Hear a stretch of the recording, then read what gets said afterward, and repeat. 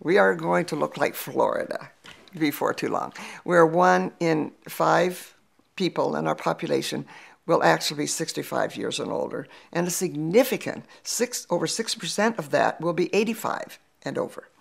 So what does that mean for us? It means, first of all, we need to celebrate aging. We need to explore ways that we can engage the elderly population with the younger population, right down to children. We need to look in our churches and our synagogues and our temples. We need to look at ways that we can keep the elderly visible, keep them, their value being shown to the next generation, that we treat them with dignity and worth, that we address them when we see them, that we ask for their wisdom, that we invite them to our homes to be part of what we're doing. We look at what they can contribute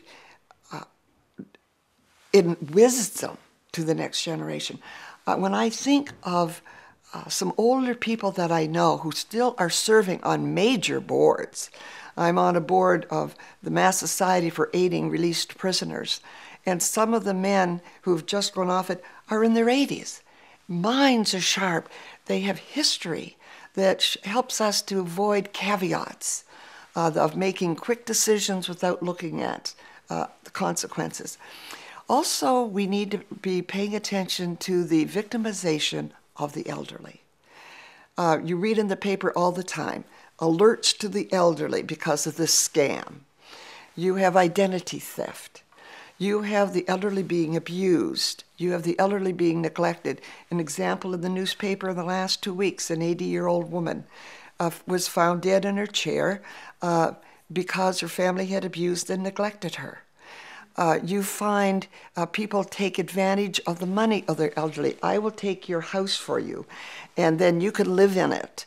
But we need to have elderly people who are in law who understand how to negotiate those pieces. I worked in a setting at one point where I had to have a restraining order on a gentleman who was coming in and telling his father he would never speak to him again if he didn't give him more money, etc.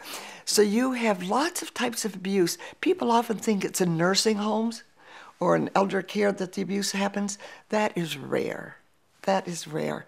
It's often in their setting, in their home, that will happen. In their dependence on someone to love them, they're often vulnerable. So I'm saying, I guess, that we need to celebrate them, we need to protect them, we need to empower them, and we really need to recognize that they are made in the image of God and have dignity and worth until the day they pass on.